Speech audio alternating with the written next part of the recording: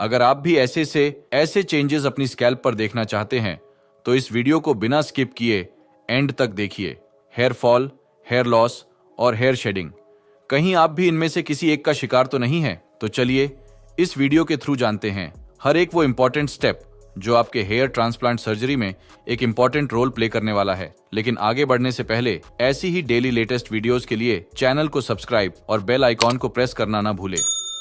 अगर आप भी चाहते हैं ऐसी ही नेचुरल, डेंस और परमानेंट ट्रांसफॉर्मेशन तो विजिट कीजिए अपनी nearest QHT branch in Delhi, Hyderabad और हरिद्वार, या फिर बुक कीजिए अपनी online consultation. Okay, so I am Sanat. मेरी जो बॉल्डनेस स्टार्ट हुई थी 2015-16 से स्टार्ट हुई थी। उस समय मैं दिल्ली में जॉब कर रहा था, तो आई थिंक शायद पानी वगैरह थोड़ा ठीक नहीं था, या फिर खाना वगैरह, या फिर मैं कुछ ज़्यादा ही हैवी एक्सरसाइज करता था, तो उस वजह से बॉल्डनेस स्टार्ट हुई। तो मैंने उस समय कुछ मेडिसिन वगैरह स्टार्ट करी, मिनॉक्सिडिल वगैरह लेना स्टार्ट किया, तो काफ़ी हद तक मतलब कंट्रोल हो गया था बॉल्डनेस।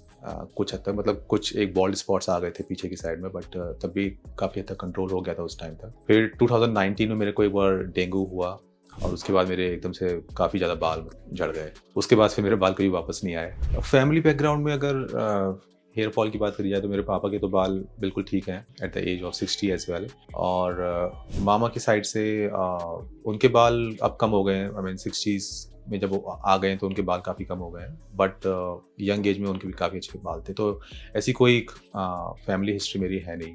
सो 2017 और 18 के आसपास मेरे हेयर फॉल स्टार्ट हुआ था। तो सबसे पहले मेरे यहाँ पर एक बॉल्ड स्पॉट आ गया था, जो कि काफ़ी लोग मेरे को नोटिस करते थे, ऑफिस में बोलते थे कि तुम्हारे एक बॉल्ड स्पॉट आ गया है और तुम्हें मतलब गंजापन स्टार्ट हो गया है। तो मैंने उस समय काफ़ी इसको सीरियसली लिया, मतलब मेडिसिन वगैरह स्टार्ट करी, मिनॉक्सिडिल लेना स्टार्ट करी, और कुछ इंटरनेट पे रिसर्च करी।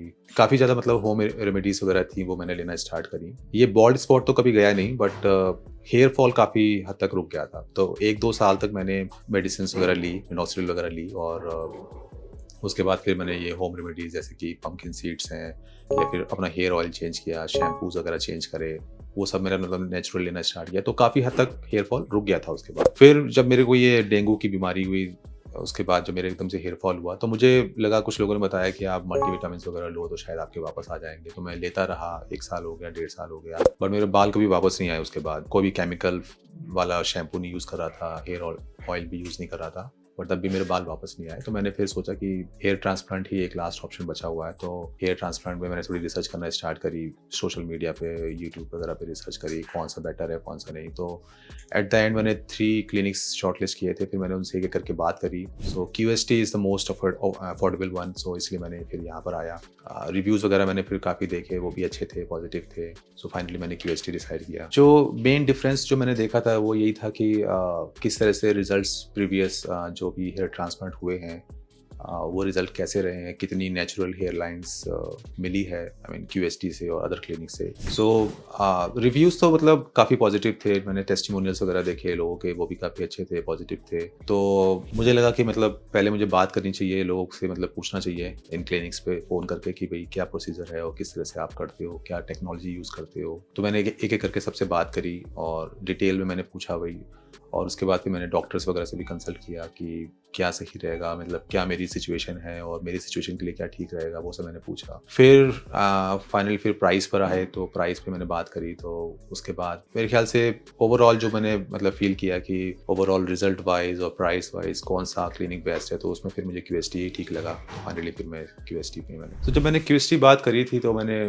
सबसे पहले अपनी पूरी सिचुएशन बताई कि ऐसे ऐसे मेरा हेयर मतलब ऐसे मेरी बॉल्डनेस हुई है, और क्या मतलब इसमें प्रोसीजर है, कैसे क्या मतलब होगा। तो उन्होंने मेरे को पूरा डिटेल में बताया कि किस तरह से क्या क्या मतलब टेक्नोलॉजी है आपकी यहाँ पे QST में, जो कि आपके लिए सूटेबल रहेंगी। तो सर्जरी को लेके भी मैंने काफ़ी वीडियोस ऑलरेडी देखे थे, जिन लोगों की ऑलरेडी सर्जरी हो चुकी है। उन्होंने अपना एक्सपीरियंस शेयर किया था कि कैसे उनको कितना पेन होता है और किस साइकिल से उनको गुजरना पड़ता है। तो मुझे इतना नर्वसनेस फील हो नहीं रही है, क्योंकि I am quite comfortable now. मुझे लगता है कि नॉर्मली ही होगा सब कुछ। सो मेरा हेयर फॉल, अगर मैं साइड की बात करूं तो मेरे ये यहाँ पे रिसीडिंग हेयर लाइंस है यहाँ पे। तो ये तो मेरे काफ़ी टाइम पहले से ही थी, आई थिंक 2012-13 के आसपास ही मेरे ये हेयर लाइन्स यहाँ से गायब हो चुकी थी, और यहाँ पे भी अगर देखें तो ये काफ़ी ज़्यादा पीछे तक चली गई हैं। तो ये मतलब एक्चुअली मेन प्रॉब्लम है कि यहाँ से जब मैं ऐसे करके बाल निकालता था तो अब ये ठीक से मेरे बाल कट ही नहीं पाते हैं, क्योंकि ऑब्वियसली यहाँ बाल कम हो गए हैं काफ़ी। मेन जब मैं बीमार हुआ था, मेरे को डेंगू हुआ था, तो मेरे यहाँ के भी बाल काफ़ी ज़्यादा उड़ गए थे, जो कि आप देख सकते हो यहाँ पे। तो ये बाल जो हैं ये भी अब वापस आना बंद हो गए हैं। मैं काफ़ी ज़्यादा मेडिसिन ट्राई कर चुका हूँ, बट अब नहीं आ रहे हैं। तो इन सबको मिला के मेरे को डॉक्टर ने बोला है कि अराउंड 3500 to 4000 ड्राफ्ट लगेंगे। अभी मेरी डॉक्टर से कंसल्टेशन है, so doctor will let me know that कैसे मेरी हेयर लाइन भी डिज़ाइन होगी, पूरी मार्किंग वगैरह की जाएगी। सो उसको लेके मैं बहुत एक्साइटेड हूँ। Let's see how it goes. तो मेरी अभी सर्जरी स्टार्ट होने को है, so after surgery I let you know that how exactly it goes, कैसा मेरा एक्सपीरियंस रहा और कैसी मेरी सर्जरी रही। यंग एज और डिफ्यूज ग्रेड 5 ए स्टेज की बॉल्डनेस, ये एक ऐसे पेशेंट की जर्नी है जिनकी स्कैल्प का maximum part thick, long and healthy hair growth से भरा हुआ था, लेकिन इनकी हेयरलाइन कंप्लीटली रिसीड हो गई थी। इवन टेम्पल्स भी वैनिश्ड हो गए थे, लेकिन इनके फ्रंटल टफ्ट में हेयर्स अवेलेबल थे और इनका mid scalp area and crown का भी कुछ रीजन डिफ्यूज पैटर्न में डैमेज था, जिससे इनका लुक बहुत ज्यादा खराब लग रहा था, जैसे कि आप इनकी स्कैल्प पर देख पा रहे होंगे। ये उन पेशेंट्स के लिए एक क्लासिक पिक्चर है जहां हेयर लॉस पैटर्न डिफ्यूज होता है। इसमें फॉलिकल्स स्कैटर्ड फॉर्म में होते हैं, पर उनका कैलिबर पतला हो जाता है, इसलिए स्कैल्प दिखाई देने लगता है। इस टाइप के केसेस में प्रिसाइज प्लानिंग और ग्राफ्ट डिस्ट्रीब्यूशन काफी इंपॉर्टेंट होता है ताकि नेचुरल लुक बन सके। फॉर्चुनेटली बॉल्डनेस के अकॉर्डिंग पेशेंट का डोनर एरिया फेवरेबल कंडीशन में था।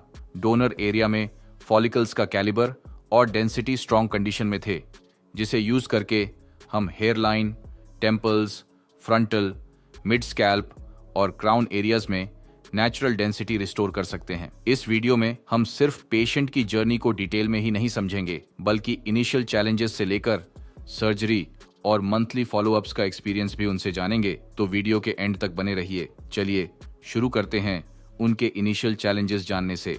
अगर आप भी हेयर लॉस, हेयर थिनिंग या बाल्डनेस से परेशान हैं, तो आज ही हमारे एक्सपर्ट्स के साथ अपनी कंसल्टेशन बुक करें।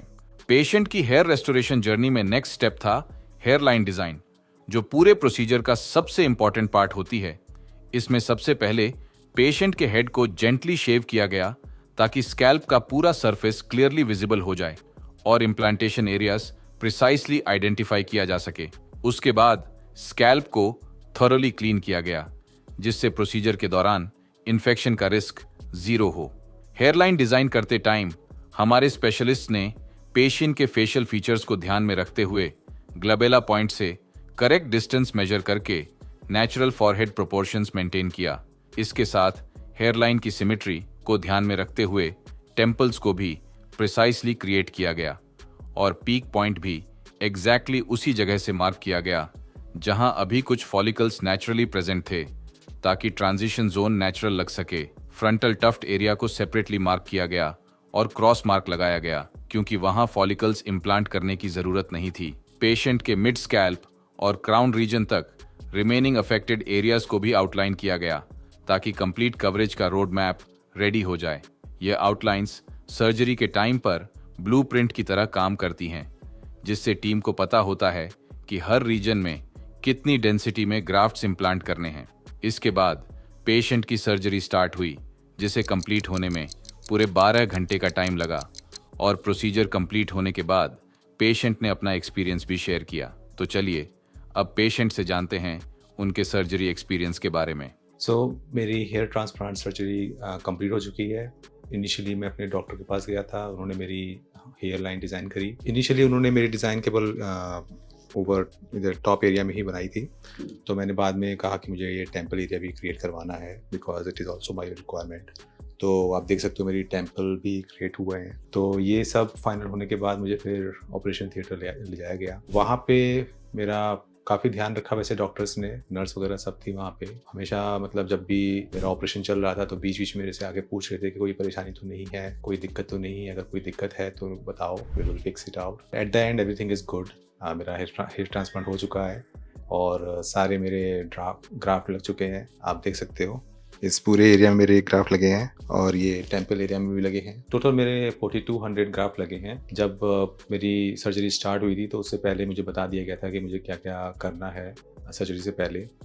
सो फॉर एग्ज़ाम्पल एक कंप्लीट वीडियो है यूट्यूब पे अवेलेबल है ऑलरेडी, तो उसमें पूरे इंस्ट्रक्शन दिए हुए हैं कि आपको किस तरह की डाइट फॉलो करनी थी उससे पहले, और अगर आप स्मोकिंग कर रहे हो या ड्रिंकिंग कर रहे हो तो आपको छोड़ना पड़ेगा। नॉन वेज फूड खा रहे हो या फिर ज़्यादा तला भुना खा रहे हो तो वो भी आपको छोड़ना पड़ेगा for the time being. After hair surgery, जब मेरी सर्जरी कंप्लीट हो गई, मेरे को फिर डॉक्टर्स ने पूरा बताया कि किस तरह से आपको मतलब मेडिसिन लेनी है। सो 5 डेज़ की मेडिसिन होती हैं जिसमें आपको एंटीबायोटिक्स वगैरह दी जाती हैं ताकि आपके पेन वगैरह ना हो और कोई इन्फेक्शन का खतरा ना हो, तो इसलिए वो मेडिसिन वगैरह दी जाती है। एंड ड्यूरिंग सर्जरी ब्रेक जो था वो मैंने नहीं लिया था। 2-3 बार मुझे वॉशरूम जाना पड़ा था तो मैंने डॉक्टर को बोल दिया था कि मुझे वॉशरूम जाना है, तो बस मैंने वही काइंड ऑफ ब्रेक लिया था और बीच में एक रिफ्रेशमेंट लिया था। टोटल 12 आवर मेरी सर्जरी चली थी। सो मेरे अकॉर्डिंग एक्सपीरियंस काफ़ी अच्छा रहा। जिस भी any person who is having a hair loss problem and can consider QST because यहाँ पे काफ़ी ज़्यादा friendly environment है, डॉक्टर्स एंड नर्सेस काफ़ी केयर करते हैं, कॉस्ट भी काफ़ी अफोर्डेबल है if I compare it with other clinics, so I think this could be a best option for everyone. So yeah, I mean you should choose. So after 1 month मेरा PRP session है, so मैं 1 महीने बाद यहाँ पर आऊँगा, अपनी PRP करवाऊँगा and then I will share you all my experience, कितनी मेरी ग्रोथ हुई है और क्या प्रोसीजर रहा, कितना मेरे को पेन हुआ या किस तरह से मैंने मेडिसिन ली। सो वो सब मैं आपको शेयर करूँगा after 1 month. So wish me best of luck. Thank you QST। Procedure के टाइम सबसे पहले पेशेंट के रेसिपिएंट एरिया में स्लिट्स क्रिएट की गई। स्लिट क्रिएशन एक सर्जिकल स्टेप है जिसमें फाइनल रिजल्ट की डायरेक्शन, एंगल और डेंसिटी डिसाइड होती है। अगर स्लिट्स करेक्टली प्लान्ड और एग्जीक्यूटेड न हो तो ग्राफ्ट सर्वाइव तो कर लेते हैं पर नेचुरल ग्रोथ पैटर्न अचीव नहीं होता। इसी वजह से QHT क्लिनिक में हम स्लिट क्रिएशन को एक हाई प्रिसिजन स्टेप की तरह ट्रीट करते हैं। हमारे पेशेंट की सर्जरी में QHT quick hair transplant technique का यूज किया गया जो कन्वेंशनल मेथड से अलग है। इस टेक्निक में फॉलिकल्स को एक्सट्रैक्ट करने और इम्प्लांट करने का प्रोसेस सिमल्टेनियसली होता है। मतलब जिस टाइम ग्राफ्ट्स निकाले जा रहे होते हैं उसी टाइम पर उन्हें इम्प्लांट भी किया जाता है। इस अप्रोच से ग्राफ्ट्स का out of body time significantly reduce हो जाता है और फॉलिकल्स का सर्वाइवल रेट मैक्सिमम हो जाता है, जिससे हीलिंग भी फास्ट होती है। हेयरलाइन जोन में स्लिट्स के इरेगुलर पैटर्न को फॉलो करते हुए सिंगल और थिन हेयर फॉलिकल्स इम्प्लांट किए गए ताकि हेयरलाइन नेचुरल लगे। उसके बाद फ्रंटल एरिया और मिड स्कैल्प में डेंसिटी एनहांस करने के लिए डबल और ट्रिपल हेयर फॉलिकल्स इम्प्लांट किए गए जिससे वॉल्यूम और फुलनेस अचीव हो। क्राउन रीजन में पेशेंट के एग्जिस्टिंग हेयर पैटर्न को क्लोजली ऑब्जर्व करके नेचुरल स्वर्ल पैटर्न रिक्रिएट किया गया।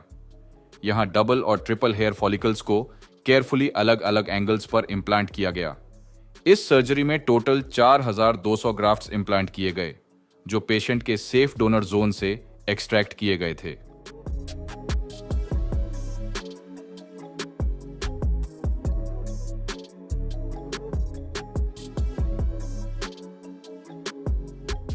क्या आप अपनी बॉल्डनेस के अकॉर्डिंग यह जानना चाहते हैं कि आपकी स्कैल्प पर कितने ग्राफ्ट्स इम्प्लांट किए जाएंगे? तो आज ही अपनी पिक्चर्स हमारे एक्सपर्ट्स के साथ दिए गए नंबर पर शेयर करें। प्रोसीजर के बाद शुरू होता है पेशेंट का फॉलोअप सेशन। चलिए सुनते हैं पेशेंट से उनका 1 मंथ एक्सपीरियंस। सो मैं यहाँ पर PRP के लिए आया हूँ 1 महीने बाद। मेरा 1 महीने पहले हेयर ट्रांसप्लांट हुआ था। मेरे टोटल 4200 ग्राफ्ट्स लगे थे और मेनली मेरे इस और थोड़े मेरे इस टेम्पल एरिया में ग्राफ्ट लगे थे। ओवरऑल एक्सपीरियंस मेरा काफ़ी अच्छा रहा।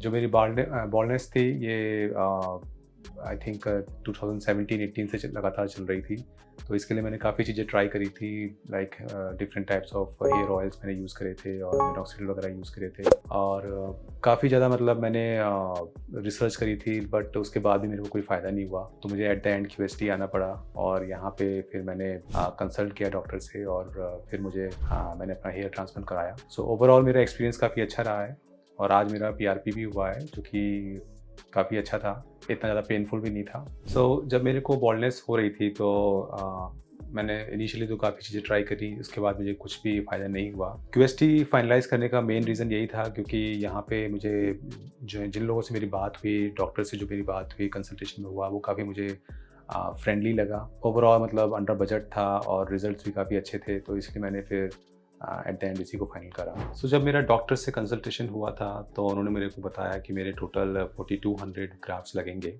I was okay with it because मेरे काफ़ी ज़्यादा पीछे क्राउन एरिया में और टेम्पल एरिया में ग्राफ्ट लगने थे। I agree with that and उसके बाद मेरा हेयर ट्रांसप्लांट हुआ। ऑपरेशन थिएटर में मेरे को इनिशियली एक एनेस्थीसिया दिया गया था, जिसकी वजह से मुझे कुछ खास पता लगा नहीं। तो मेरा एक्सपीरियंस भी इनिशियली थोड़ा मतलब मैं थोड़ा सा नर्वस था, लेकिन जब मेरा ऑपरेशन हुआ तो मुझे पता भी नहीं लगा कब मेरे इंजेक्शंस लगे। बीच में मैं सो भी गया था। आई थिंक मेरा 12 घंटे के आसपास टोटल जो मेरा ऑपरेशन था वो चला था। और बीच-बीच में मतलब मेरे को मतलब मैं सो गया था, बीच में फिर मैं उठा था, लेकिन मेरे को पेन वगैरह तो ना के बराबर ही हुआ था। क्योंकि मेरे को ऑलरेडी उन्होंने एनेस्थीसिया दे दिया था, तो ऐसी कोई प्रॉब्लम थी नहीं मेरे को।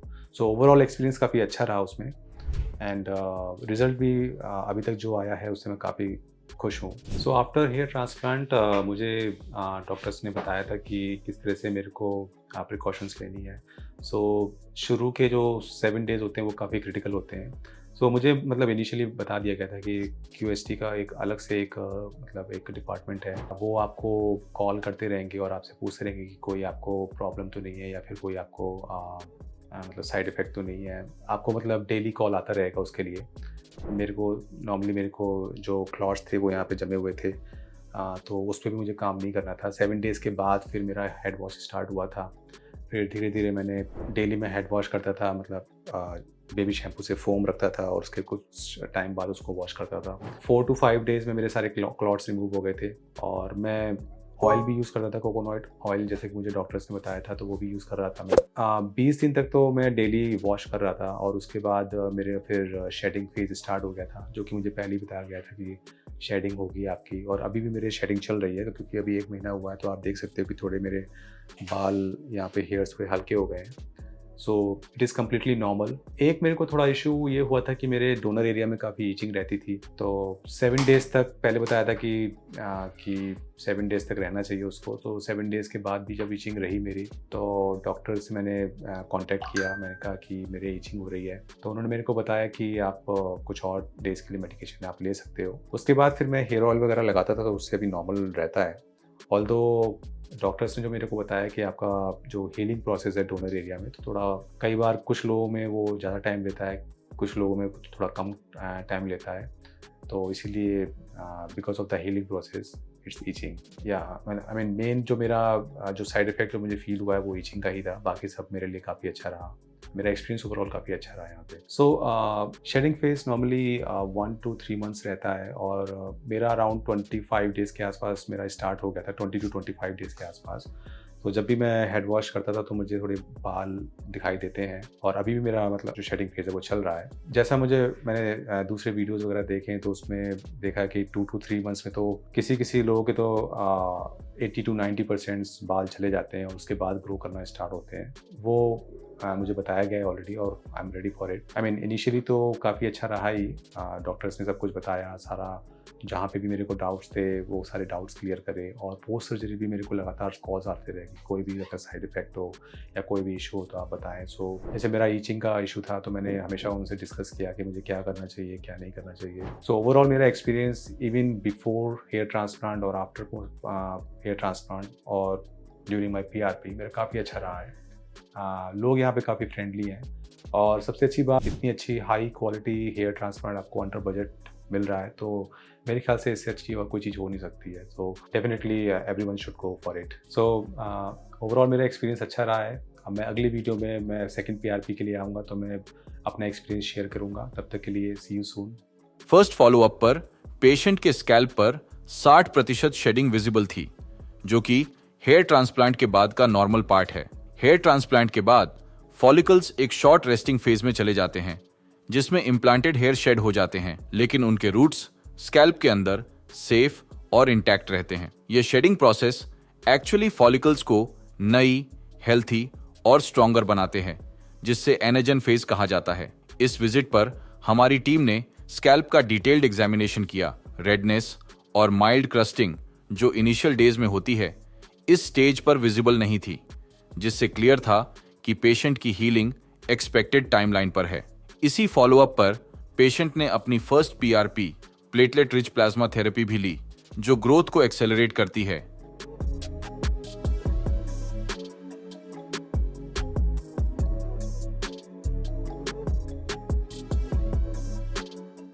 अगर आप भी हेयर लॉस की वजह से कई सालों से स्ट्रगल कर रहे हैं, जैसे कि हमारे पेशेंट ने किया, तो आज ही अपनी कंसल्टेशन बुक करें और एक नई जर्नी की शुरुआत करें। चलिए अब सुनते हैं पेशेंट से उनका 14 महीने का एक्सपीरियंस कैसा रहा। मेरा हेयर फॉल 2019 से स्टार्ट हुआ था। शुरू में मैंने थोड़ी अपनी होम रेमेडीज वगैरह ट्राई करी थी, कुछ मेडिसिन वगैरह अपने आप से ली थी, लेकिन मेरा हेयर फॉल कभी रुका नहीं। तो फिर मैंने थोड़ी रिसर्च करना स्टार्ट करी और फिर मुझे लगा कि QST के रिव्यूज़ काफ़ी अच्छे हैं, तो मुझे यहाँ ट्राई करना चाहिए। तो मैंने डॉक्टर से यहाँ पे आके कंसल्ट किया और फिर यहाँ पे मेरा हेयर ट्रांसप्लांट जनवरी 2024 में हुआ था। टोटल मेरे 4200 ग्राफ्ट लगे थे और अभी मेरे को 1 साल हो चुका है एंड मेरा हेयर ट्रांसप्लांट का रिजल्ट आप देख सकते हो। तो I am very happy with my result. Surgery मेरी पूरे दिन की ही हुई थी और उसमें शुरू में मेरे को कोई इंजेक्शन दिया गया था, उसके बाद मैं तो सो गया था, तो मुझे कुछ खास पता भी नहीं लगा कि कब मेरे ग्राफ्ट लग रहे हैं कब नहीं। हाँ, फिर कभी कभी ऐसा होता है कि अगर आपको एकदम से होश आता है, फिर आपको थोड़ा सा पेन भी फील होता है कभी कभी, तो डॉक्टर काफ़ी ज़्यादा सपोर्टिव है उसमें। वो सीधे दोबारा आपका मतलब एनेस्थीसिया दे के आपको फिर से आपका पेन वगैरह वो हो जाता है। मेरे केस में ऐसा था, कुछ लोगों को बिल्कुल भी पेन नहीं होता, उनका सोते सोते ही पूरा ट्रांसप्लांट कंप्लीट हो जाता है। तो ओवरऑल जर्नी काफ़ी अच्छी रही थी।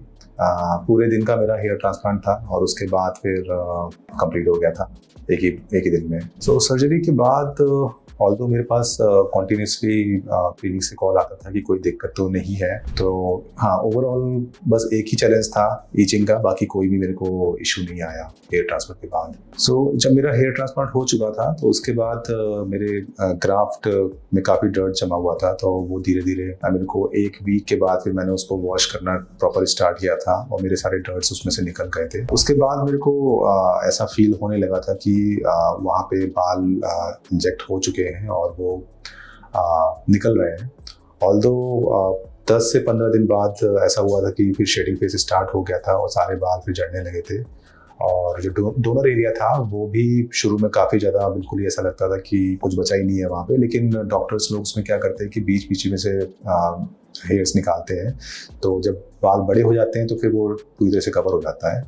तो टोटल मेरे को आई थिंक 2 to 3 months लगे थे जब पूरा डोनर एरिया कवर हो गया था और उसके बाद बिल्कुल नॉर्मल से फील होने लगा था। और जो हेयर ट्रांसप्लांट का रिजल्ट था वो मेरे को उसमें भी मेरे ख्याल से 3-4 महीने बाद मेरे को जब शेडिंग फेज खत्म हो गया था उसके बाद ही फिर रिजल्ट आना स्टार्ट हुआ था। ऑल्दो शुरू में इतने ज़्यादा डेंस हेयर नहीं आए थे, वो धीरे धीरे आना स्टार्ट हुए थे, बट ये था कि हाँ रिजल्ट थोड़ा थोड़ा लग रहा था कि हाँ दिखना स्टार्ट हो गया है। तो आज मैं यहाँ पे सेकंड PRP के लिए आया हूँ। ऑल्दो मेरा हेयर ट्रांसप्लांट लास्ट ईयर हुआ था जनवरी में और उस टाइम मैंने 1 महीने बाद PRP ली थी और उसके बाद मैं थोड़ा बिजी हो गया था अपने वर्क शेड्यूल में, तो मैं PRP लेने का मुझे टाइम बिल्कुल भी नहीं मिला। अभी जाके मेरे को छुट्टी मिली तो फिर मैं PRP के लिए आया हूँ। ये मेरी सेकंड PRP है और इसके बाद मुझे एक PRP और लेनी है, शायद मैं और भी लूँ डिपेंडिंग ऑन माय शेड्यूल। तो ओवरऑल मेरा एक्सपीरियंस काफ़ी अच्छा रहा क्योंकि हेयर ट्रांसप्लांट का रिजल्ट जैसे कि आप देख सकते हो अच्छा आया है, 1 साल मेरे को हो चुका है। जो मेरी हेयर लाइन है आप देख सकते हो कि काफ़ी नेचुरल है। ऑल्दो हेयर ट्रांसप्लांट के टाइम ये टेम्पल एरिया मेरे ख्याल से मेरे शुरू में कभी भी नहीं थे मेरे टेम्पल, ये मेरे नए बने हैं जो कि मैं चाहता था क्योंकि जब फोटो लेते हैं तो ये दिखाई देता तो अच्छा लगता है, इससे अच्छा लुक आता है, तो ये भी थोड़ा नेचुरल फील ही देते हैं। ऑल्दो मेरा थोड़ा वर्क शेड्यूल थोड़ा बिजी है तो मैं बहुत फ्रिक्वेंटली PRP के लिए नहीं आ पाऊंगा, बट मेरे डॉक्टर ने बोला है कि PRP लेना ज़रूरी है हेयर ट्रांसप्लांट के बाद अगर आप बहुत अच्छे रिजल्ट चाहते हो तो नेक्स्ट टाइम जब मैं PRP के लिए आऊँगा तो डेफिनेटली मैं अपना रिजल्ट यहाँ पे शेयर करूँगा। तब तक आप बने रहिए वीडियो के साथ। Thank you QST। ट्रांसप्लांट के 14 महीने बाद रिजल्ट्स और भी ज्यादा रिफाइंड और इम्प्रेसिव हो गए हैं। इस स्टेज पर hairline and temples perfectly frame हो गए थे, जो बिल्कुल उनकी एज अप्रोप्रिएट लग रहे थे और इनके फेशियल फ्रेम को एनहांस कर रहे थे। फ्रंटल और मिड स्कैल्प एरियाज में वॉल्यूमिनस डेंसिटी अचीव हो चुकी थी, जिससे फुल और रोबस्ट कवरेज मिल गई थी। क्राउन एरिया में भी स्वर्ल पैटर्न के अराउंड अच्छी ग्रोथ आ गई थी। हेयर का टेक्सचर और वॉल्यूम भी इंप्रूव हुआ और बाल हेल्थी और वाइब्रेंट दिखने लगे। ओवरऑल पूरा लुक ट्रांसफॉर्म हो चुका था। पेशेंट ने कुछ हेयर कट्स भी लिए अपने नए बालों को स्टाइल करने के लिए और अब उनके पास अपने हेयर को अपनी मर्जी से स्टाइल करने की फुल फ्रीडम है। जैसे कि आप देख सकते हैं, अब वो अपने बालों को कॉन्फिडेंटली स्टाइल और फ्लॉन्ट कर पा रहे हैं।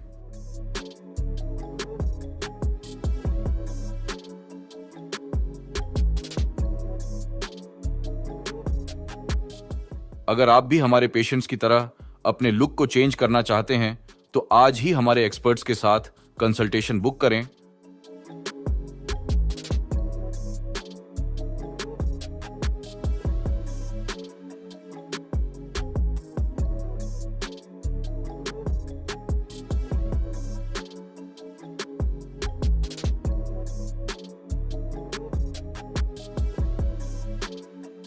हेलो फ्रेंड्स, अगर आपने अभी तक हमारे चैनल को सब्सक्राइब नहीं किया है तो प्लीज इस वीडियो को लाइक कीजिए, शेयर कीजिए और हमारे चैनल को सब्सक्राइब कीजिए और ध्यान रहे बेल आइकन दबाना ना भूलें, जिससे हमारे हर वीडियो का अपडेट आपको समय समय पर मिलता रहेगा।